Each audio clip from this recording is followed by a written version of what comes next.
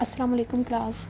Today my presentation topic is functional requirements and non-functional requirements. First of all, I will tell you about the definition of functional requirements and then non-functional requirements definition. So I will start.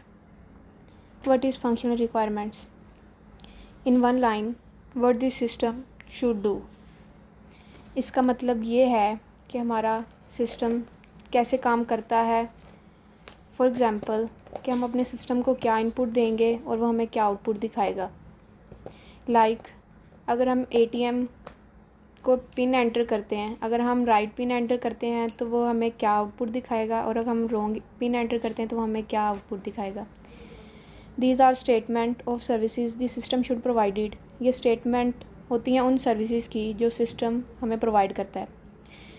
How the system should react to a particular input and how the system should behave in particular situation. इसका मतलब ये है कि हमारा system कैसे react करेगा और behave करेगा जब हम उसको पार्टिकुलर इनपुट्स देंगे या फिर पार्टिकुलर सिचुएशंस में. जैसे कि मैंने आपको पहले बताया, फॉर एग्ज़ाम्पल अगर हम करेक्ट पिन एंटर करेंगे तो वो हमें क्या आउटपुट दिखाएगा, और अगर हम रॉन्ग पिन एंटर करेंगे तो हमें क्या आउटपुट दिखाएगा. और वो डिस्पेंसेस कैश में से कैश निकालेगा या रिसिप्ट निकालेगा. तो ये तमाम हमारे पास फंक्शनल रिक्वायरमेंट्स हैं. Next, what is non functional requirements. These are constraint on the services और functions offered by the systems. ये वो तमाम रूल्स, रेगुलेशंस और रिस्ट्रिक्शंस हैं जो उन सर्विसेज पर लगाई जाती हैं और फंक्शंस पे जो एक सिस्टम हमें ऑफ़र करता है. Constraint means rules, regulations, restrictions. They include timing constraint on the development processes and constraint imposed by the standards. इनमें तमाम constraints आ जाती हैं. Non-functional requirements often apply to the system as a whole rather than individual system features or services. इसका मतलब ये है कि non functional requirements जो होती हैं वो हम ओवरऑल सिस्टम पे अप्लाई करती हैं, ना कि उसके कुछ छोटे से फीचर्स पर. Example, must be entered correctly within a certain number of attempt. इसका मतलब ये है कि हम जो पिन कोड एंटर करेंगे, अगर हम रॉन्ग एंटर करेंगे तो उसके लिए कुछ ना कोई रिस्ट्रिक्शंस होंगी कि हम सिर्फ इतनी बार ही पिन कोड एंटर कर सकते हैं. अगर हम फॉर एग्जांपल हमें 3 बार रिस्ट्रिक्शंस लगा दी कि हम 3 बार पिन कोड एंटर कर सकते हैं. पहली बार हमने एंटर किया, रॉन्ग एंटर कर दिया. सेकंड बार किया, हमने रॉन्ग एंटर कर दिया. फिर हमारे पास थर्ड बार होता है कि हम दोबारा एंटर करें. अगर सही हमने एंटर कर दिया तो वो क्या करेगा, फिर नेक्स्ट ऑप्शन हमें दिखा देगा. तो ये हमारे पास रिस्ट्रिक्शंस होती हैं जो हम लगा देते हैं सिस्टम पर, उसके फीचर्स पर. फिर हमारे पास can be open and refilled with cash. अगर हमारे पास एटीएम में कैश ख़त्म हो गया है तो हम उसका जो पोर्शन जहाँ पे कैश होती है उसको खोलेंगे, वहाँ पे कैश दोबारा से फील्ड कर देंगे.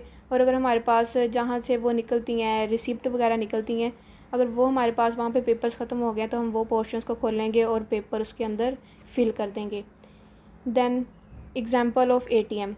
ऊपर हमने डिस्कस कर लिया एग्जांपल ऑफ एटीएम. यहाँ पे इनका कंपैरिजन दिया हुआ है फंक्शनल और नॉन फंक्शनल के मुतल्लिक. तो सबसे पहले पिन है. पिन हमारे पास क्या है, करेक्ट पिन अलाउ ट्रांजैक्शन. अगर हम करेक्ट पिन एंटर करेंगे तो वो हमें ट्रांजैक्शन अलाउ करेगी कि आप ट्रांजैक्शन कर सकते हैं, पैसे निकाल सकते हैं. नॉन फंक्शनल हमारे पास must be entered correctly within a certain number of attempt.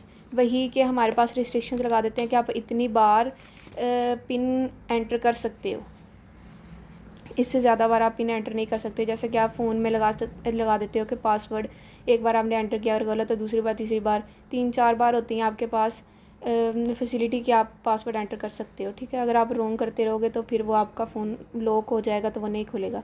Cash dispenser आ गया, उसमें से कैश निकल आएगा. डिस्पेंसिस कैश है तो अगर आपने पिन कोड सही एंटर किया तो आपका कैश निकल आएगा. नॉन फंक्शनल में क्या आएगा कि अगर आपने वहाँ पे आपका कैश ख़त्म हो गया एटीएम में, तो वो जो बैंक के जो भी होते हैं मुलाजिम वगैरह, तो वो दोबारा उसके अंदर कैश फिल कर दें. और प्रिंटर का हमारे पास क्या होता है कि वो रिसिप्ट प्रिंट करे अगर आप डिमांड करोगे. अगर आप डिमांड नहीं करोगे तो वो प्रिंट नहीं करेगा. और अगर हमारे पास जो रिसिप्ट का पोर्शन है वहाँ पे पेपर्स ख़त्म हो गए हैं तो हम दोबारा से पेपर फील्ड कर देंगे उसके अंदर.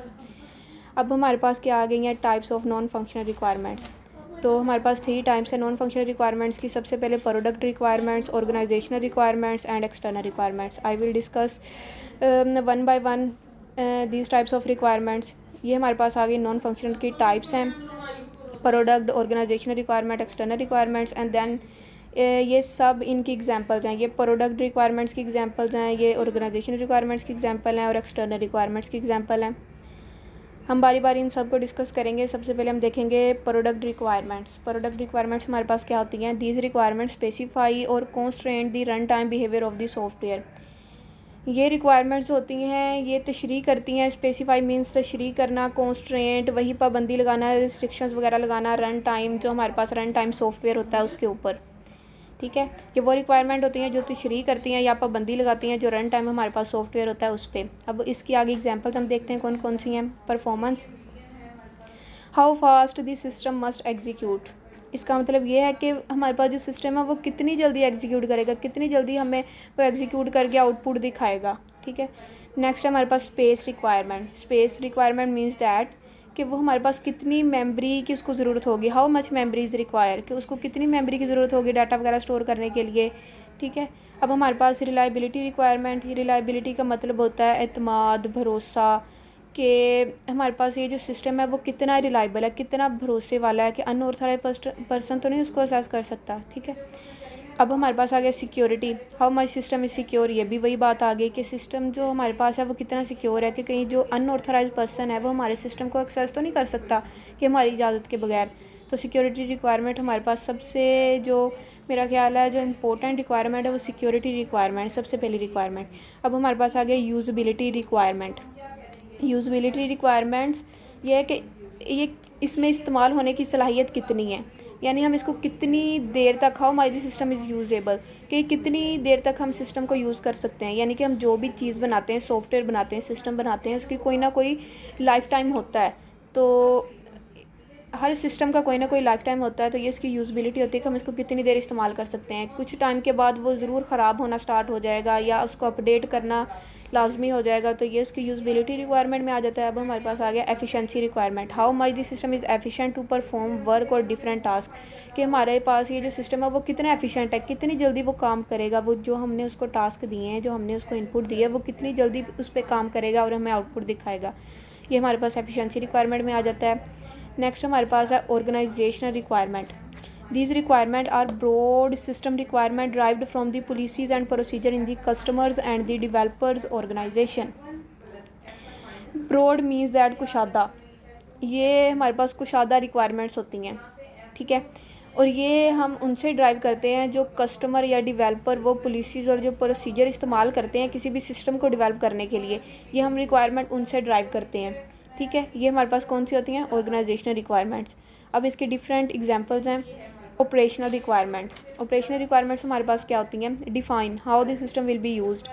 ये हमारे पास ये चीज़ डिफ़ाइन करता है कि सिस्टम को हमने किस तरह इस्तेमाल करना है। जो हमारे पास सिस्टम दिया हुआ है ना, तो हमने उसको किस तरह इस्तेमाल करना है। आगे हमारे पास आ गया development requirement. Development requirement specify the programming language. ये क्या करता है? जो हमारे पास डेवलपमेंट रिक्वायरमेंट ये तशरीह करता है, स्पेसिफाई करना, तशरीह करना कि हमने कौन सी प्रोग्रामिंग लैंग्वेज इस्तेमाल करनी है, यानी हमने किस प्रोग्रामिंग लैंग्वेज के ज़रिए कोडिंग करनी है, जो सॉफ्टवेयर बनाना है, सिस्टम पे जो रन होगा, वो सारा कुछ डेवलपमेंट रिक्वायरमेंट में आ जाएगा। अब हमारे पास आ गया environmental requirement. Specify the operating environment of the system. ये भी वही करता है, तशरीह करता है कि हमें कौन सा इन्वायरमेंट चाहिए जिसमें ये सिस्टम क्या करेगा, चलेगा, लोग इसको यूज़ करेंगे। तो हमने ये देखना है कि वो कौन सा इन्वायरमेंट होगा, कौन सा ऑपरेटिंग सिस्टम उसमें इस्तेमाल होगा और कौन सा वो इन्वायरमेंट होगा, विंडो होगा, डोज होगा, जो भी होगा वो देखा जाएगा जब बंदा सॉफ्टवेयर बनाता है। फिर एक्सटर्नल रिक्वायरमेंट। अब हमारे पास जो थर्ड टाइप है नॉन फंक्शनल रिक्वायरमेंट की, वो है external requirement. This broad heading cover all the requirements that are derived from the factor external to the system and its development process. ये जो होता है ये भी, इसमें हमारे पास तमाम की तमाम रिक्वायरमेंट्स आ जाती हैं। एक एक्सटर्नल रिक्वायरमेंट्स और एक हमारे पास जो जब हम डेवलप करते हैं सिस्टम वो रिक्वायरमेंट, यानी कि इंटरनल रिक्वायरमेंट और एक्सटर्नल रिक्वायरमेंट, इसमें दोनों रिक्वायरमेंट्स आ जाती हैं। कि यानी कि हमने जब हमने सिस्टम डेवलप करना है, हमने ये भी तो देखना है कि लोग उसको क्या कह रहे हैं, लोग उसको एक्सेप्ट कर रहे हैं कि नहीं कर रहे।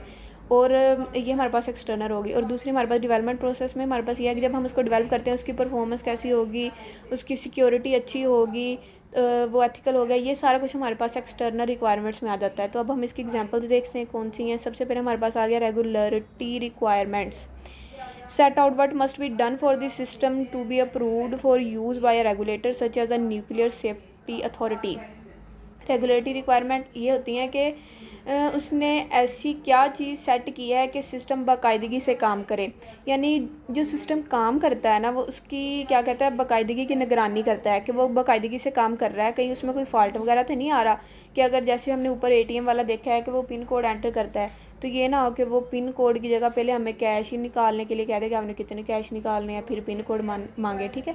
तो वो क्या कह रहे हैं कि वो तरतीब बाकायदगी से काम करे, जो उसको पहले काम दिया गया वो पहले करे, जो बाद में दिया गया वो बाद में करे, ठीक है। ये रेगुलेटरी रिक्वायरमेंट में आ गया। फिर हमारे पास आ गया legislative requirement. Legislative requirement must be follow to ensure that the system operate within the law. इसका मतलब ये है कि वो इंश्योर करे कि जो भी सिस्टम है, जो लॉज हैं, जो रेगुलेशन हैं, उनके अंदर ही रहकर वो काम कर रहा है। ये ना हो कि वो अनऑथराइज काम कर रहा हो, लोगों का डाटा वगैरह चोरी करने के लिए बनाया गया हो, ये ना हो। जो भी सिस्टम बनाया है, जो लॉज हैं हुकूमत की तरफ से या जो भी लॉज बनाए गए हैं उसके मुताबिक ही हमारा सिस्टम भी काम करे। ये ना हो कि लॉज के बाहर से आके हमारा काम कर रहा हो, तो फिर वो सही नहीं होगा, ठीक है। Third one is ethical requirements that ensure that the system will be acceptable to its user and the general public। इसका मतलब ये है कि हमने जो भी सिस्टम बनाया है, सॉफ्टवेयर बनाया है, वो एक तो यूज़र उसको एक्सेप्ट करें और दूसरा हमारे पास जनरल पब्लिक जो दूसरे लोग हैं वो भी, यानी जिसके लिए हमने ये बनाया है वो भी उसको एक्सेप्ट करें कि ये सिस्टम सही आपने बनाया है या जो सॉफ्टवेयर आपने बनाया है वो सही बनाया है। और बाकी जो लोग हैं जनरल पब्लिक वो भी उसको एक्सेप्ट करें कि आपने सही बनाया। यानी कि अगर हम उसको रूल्स रेगुलेशन या लॉज के मुताबिक बनाएंगे तो वो ज़ाहिर सी बात है वो एथिकल रिक्वायरमेंट के मुताबिक होगा, लोग उसको एक्सेप्ट भी करेंगे, लोग उसको यूज़ भी करेंगे, ठीक है। इसकी एक और एग्जांपल भी थी सेफ्टी रिक्वायरमेंट, यानी कि सेफ्टी या सिक्योरिटी एक ही बात है। अगर हमारे पास जो सिस्टम हमने बनाया है वो सेफ़ ही नहीं होगा, सिक्योर ही नहीं होगा, तो लोग उसको यूज़ तो नहीं करेंगे, वो लोगों में ज़्यादा काबिल कबूल तो नहीं होगा और वो ज़्यादा देर चल भी नहीं सकेगा। इसलिए सेफ्टी और सिक्योरिटी हमारे पास सबसे पहला काम ये है कि अगर हम कोई सिस्टम बनाएं या सॉफ्टवेयर बनाएं तो वो सेफ़ भी होना चाहिए, सिक्योर भी होना चाहिए, ठीक है। तो थैंक यू सो मच।